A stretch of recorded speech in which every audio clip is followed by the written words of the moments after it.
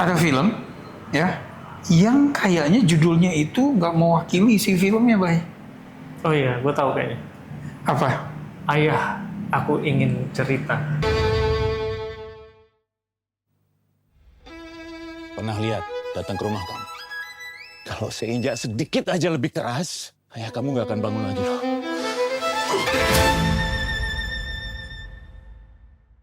The Talkies. Ngomongin film bersama Bayu dan Edoy. Yes, gitu.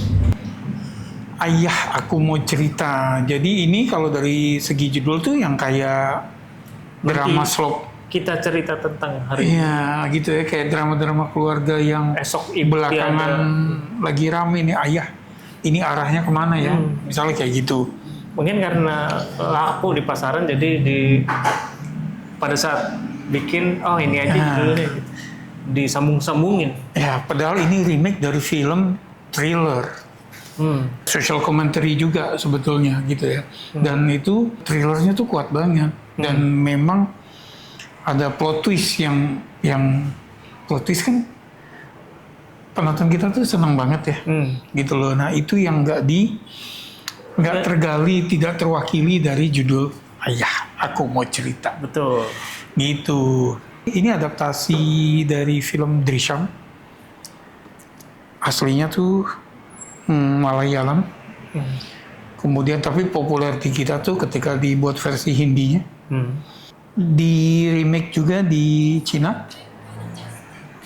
Itu judulnya Ship Without Chef. Gitu yang main John Chen. Gitu. Nah, sekarang giliran Indonesia Falcon nih. Oke, nah Falcon ini belakangan memang lagi nge-remake IP-nya kan ya. Dan sutradaranya itu Daniel Rifki yang 3 film Falconnya tuh, seingat gue tuh ada 3. Dendam Malam Kelam dari film Spanyol. Oke. The Invisible Guest yang skip bioskop, terus langsung di HBO. Itu film Spanyol juga dari sutradara yang sama, Oriol Paulo. Kemudian yang ini Drishyam. Gitu. Dan gue ngeliat dari 3 film itu peningkatannya berasa. Nah, jadi ini yang paling bagus. Ini yang paling bagus, gitu. Nah, kalau yang memang udah nonton Drishyam pasti udah tahu. Ayah, Aku Mau Cerita ini setia banget sama filmnya. Dan kalau menurut gue, memang nggak perlu diapa-apain. Fondasi ceritanya udah kuat. Cerita itu tentang keluarga sederhana. Bapaknya tuh, kalau di film aslinya tuh rental video. Oke, kalau di sini layar tancap. Jadi ada kearifan lokal. Udah punah juga ya layar tancap. Ya, gitu. Tapi mungkin di pelosok masih ada ya. Karena masih pakai roll film. Dan jadi dia juga sinefil. Pendidikan formalnya terbatas, tapi dia ilmu-ilmu dapat dari hasil nonton film. Nah, Cantik. anaknya itu direkam tanpa konsen ketika di kamar mandi. Dan di blackmail nih. Lo harus ketemu nih, kalau enggak gue sebar gitu kan. Itu sebenarnya problem yang nyata juga ya. Nyata banget gitu kan. Oke, jadi si anaknya ini, si Aisyah, diperankan Ziva Magnolia, itu cerita ke ibunya karena bapaknya lagi di luar nih. Ini mereka keluarga tight banget nih, deket ya, gitu loh. Ibunya Marini diperankan oleh Nika Ranjani. Nah, akhirnya ditemuin lah si cowok temennya ini yang mau nge-blackmail. Nah, karena satu hal, ketika rebutan HP mau dipukul, ternyata kena kepalanya dan tewas. Kamu nurut? Nanti malam kita ketemu di belakang rumah kamu. Kemudian lapor ke bapaknya. Mereka kan deket ya, jadi semua tuh saling berbagi. Itu. Nah, si bapaknya ini Andi Budiman, yang nanti kita bahas. Nah, kemudian dia gara-gara keseringan nonton film, dia cari solusi berdasarkan library film yang ada di kepalanya. Sementara si Andi Budiman ini punya musuh bebuyutan di kampung itu ya. Polisi ya. Polisi Polisi yang korup, kemudian dia berani, si Andi ini berani Iya. nunjuk-nunjuk polisi itu. Nah karena musuhan itu jadinya ada kasus ini makin itu ya. Dia yang polisi itu kan tunggu saatnya gitu loh, lo akan kepleset gitu. Oke. Nah jadi dia itu gimana caranya supaya kasus ini nggak nyebar, dan makin parah lagi ketika mereka tahu bahwa si anak yang terbunuh ini ternyata anaknya Kapolres. Kapolres. Iya, dia anak siapa? Iriana diperankan oleh Marsha Timothy. Ibu negara. yang dominan di keluarganya ya, ibunya itu. Oke, nah jadi ini sebetulnya udah filmnya tentang kejar-kejaran, ya. Gimana si polisi tuh ngerasa ini kayaknya nih orang pelaku deh, tapi nggak bisa ngebuktiin, gitu ya. Kayak gitu. Jadi yang udah nonton sih udah pasti tahu, dan tadi kan gue udah bilang bahwa filmnya setia sama film aslinya, jadi endingnya juga pasti udah tahu gitu. Tapi seberapa banyak yang udah nonton Drishyam gitu, general public kan pasti belum banyak gitu ya. Termasuk saya. Asik. Nah jadi tegangnya, surprise-nya itu akan dapat semua, dan gimana caranya, karena kita udah dikasih tahu kan bahwa mereka yang memang pelakunya. Tapi kan intinya adalah gimana ketika hampir ketahuan tapi ternyata bisa lolos, misalnya kayak gitu ya. Iya. Gitu. Oke. Baik. Oke. Pertama memang gue pada saat nonton gue tidak tahu itu film apa.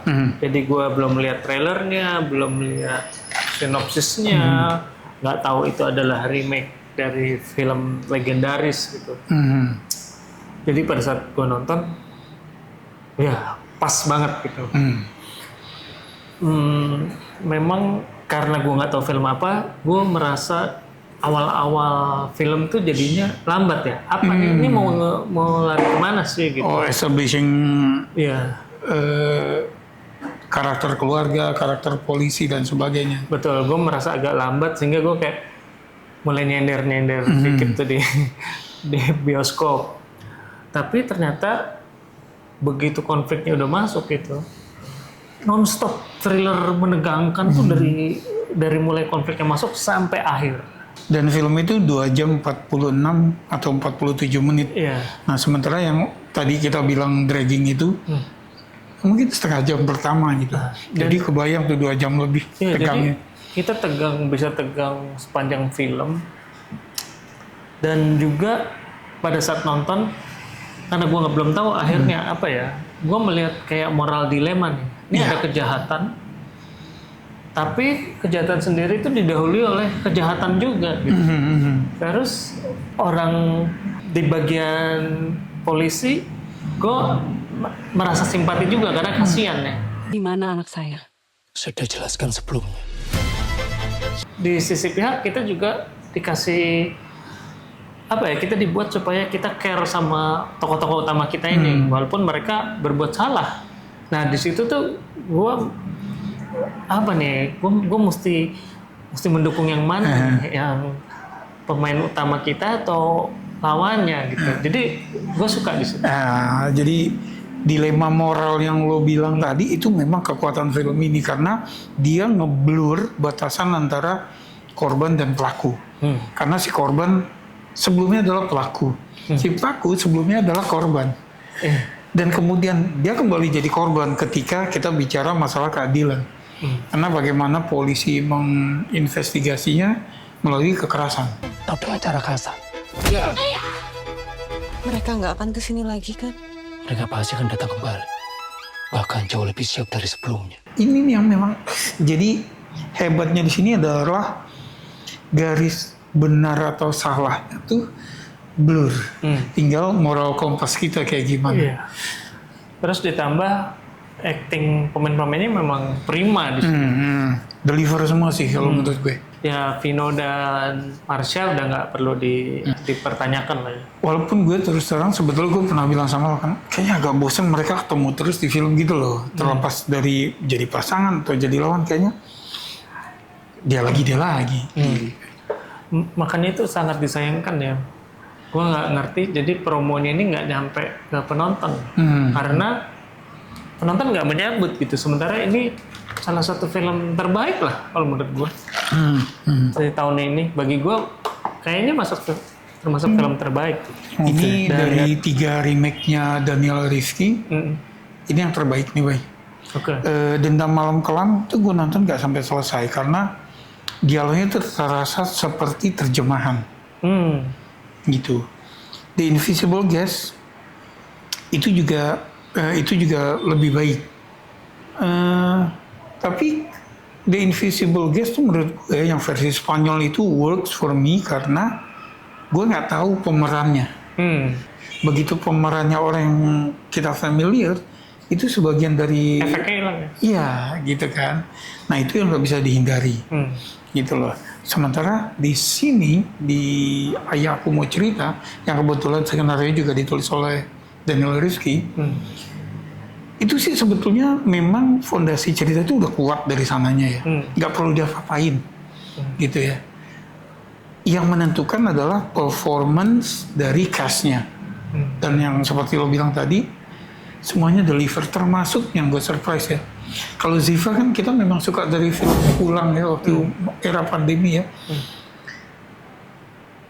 Yang gue surprise termasuk dari yang juga deliver adalah Gunawan yang jadi suaminya Iriana. Dia memang kayak pasif ya di awal-awal sampai kemudian di 2 scene terakhir pecah ya gitu. Yang stand out juga di sini Rizky Hanggono, si Gatot Prakoso,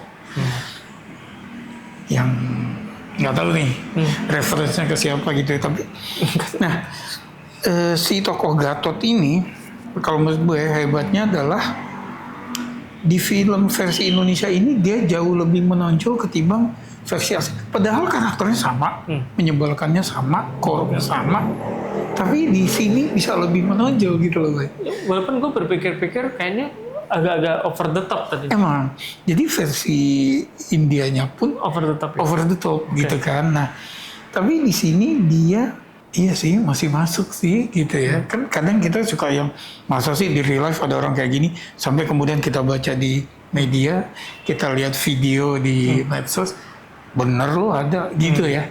Nah, kayak gitu sih. Ya. Oke, kalau mungkin ada ganjelan ya, gua anggap filmnya bagus all around.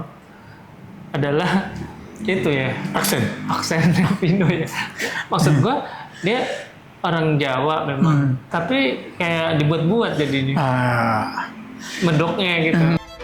Dengarkan pertanyaan baik-baik. Kan ditanya satu persatu. Kebetulan gue memang udah hook sama ceritanya, Nggak mengganggu ya? nggak terganggu gue gitu ya. Iya, gue juga setelah itu nggak terganggu, cuman gue sempat mikir kenapa nggak nanggung gitu ya jadinya, karena ya nanggung lah gitu. Kalau gue sebetulnya ini karena udah kuat banget dan gue suka sama seperti lo, ini one of the best tahun ini. Kalau emang mau nitpicking, itu adalah satu adegan yang mereka di meja, kemudian ada satu tokoh ngomong, dia selesai satu kalimat, di kalimat berikutnya ya yang nggak dipotong sama dialog orang lain, posisi kamera beda gitu, jadi cutnya tuh berasa awkward gitu ya. Tapi itu kan juga gue malah nggak ngeh. Nah kan gitu, itu juga kan kecil, makanya nitpicking banget. Jadi buat gue sih nggak ini ya, mungkin di take sebelumnya dia kayaknya pas di sini kurang, cuma dia nggak di insert dengan cutaway shot orang lain gitu loh, jadi makanya berasa gitu. Oke, Ayah Aku Mau Cerita. Salah Ini judul. Salah judul banget sebetulnya ya, karena judul sama posternya aja, image di poster tuh udah nggak nyambung. Gitu. Karena orang mikirnya film kayak Ayah, ini arahnya kemana ya? ini Misalnya arahnya kayak kemana, gitu. yang gue sangat tidak suka film itu.